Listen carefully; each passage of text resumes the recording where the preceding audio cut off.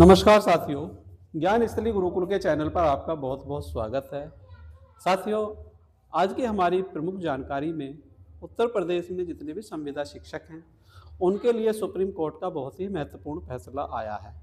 Supreme court का मानना है जब कोई संविदा शिक्षक अपने कार्यकाल के दौरान जो नियमित रूप से शिक्षक हैं उनके बराबर कार्य करता है तो उनको इतना कम वेतन क्यों दिया जाता है। जो नियमित वेतन है शिक्षकों का, जो नियमित वेतन है वो 50-60 हज़ार रुपये है और जो संविदा शिक्षकों का वेतन है वो मात्र 7,000 रुपये है। तो इतना अंतर क्यों है, तो इस पर सुप्रीम कोर्ट ने निर्देश दिया है। इसको देखते हैं। शिक्षकों के लिए बहुत ही अच्छा तोहफा दिया है। सुप्रीम कोर्ट की तरफ से बड़े अच्छे अच्छे डिसीजन देखने को मिल रहे हैं।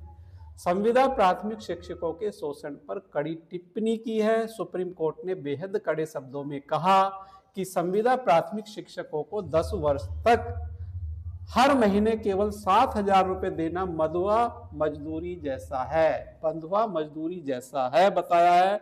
कोर्ट ने साफ माना, नाम भले ही संविदा नियुक्ति का हो लेकिन काम पूर्णकालिक शिक्षक जैसा लिया गया।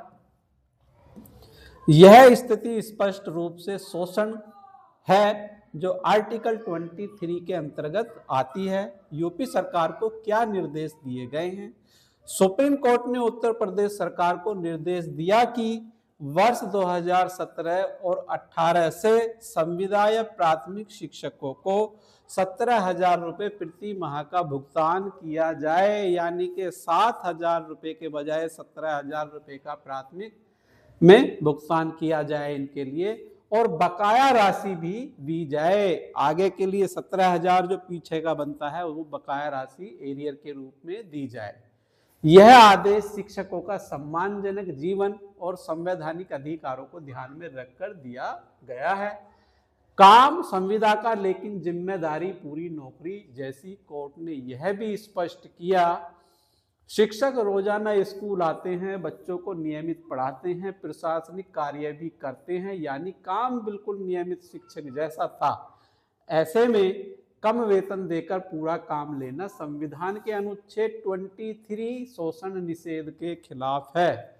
समग्र शिक्षा योजना के तहत कोर्ट ने योजना की संरचना को भी समझा और यह केंद्र राज्य की संयुक्त योजना है, क्योंकि शिक्षा समवर्ती सूची के अंतर्गत आता है तो इसलिए इसके बारे में केंद्र राज्य की संयुक्त योजना है। ये केंद्र सरकार का योगदान 60% होता है शिक्षा में और राज्य सरकार का 40% शिक्षा में योगदान होता है। इसका मतलब धन की कमी का तर्क स्वीकार्य नहीं है। धन की कमी आप नहीं बता सकते।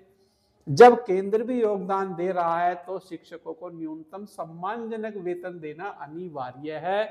11 माह की संविदा और वास्तविकता सरकार अक्सर यह तर्क देती रही कि नियुक्ति केवल 11 माह की होती है, लेकिन इसके विपरीत यदि इसलिए यह नियमित सेवा नहीं है। लेकिन सुप्रीम कोर्ट ने कहा जब शिक्षकों को हर साल उसी पद पर उसी काम के लिए फिर से लगाया जाता है तो वह केवल कागजी संविदा रह जाती है।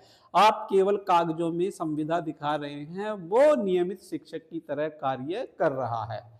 वास्तविकता में यह निरंतर सेवा को कोर्ट का स्पष्ट निष्कर्ष है। इसमें यह मामला केवल वेतन का नहीं है बल्कि मानव गरिमा, श्रम का सम्मान और संवैधानिक मूल्यों का है। लंबे समय तक कम वेतन पर पूर्णकालिक काम लेना शोषण है और संविधान इसकी अनुमति नहीं देता है। इसका व्यापक महत्व क्या है? यह पूरे देश के लिए इसका बहुत बड़ा व्यापक महत्व है।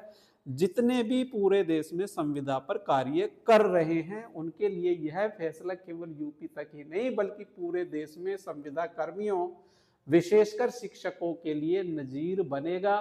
सरकारों को यह संदेश देता है कि संविदा के नाम पर शोषण अब स्वीकार्य नहीं किया जाएगा।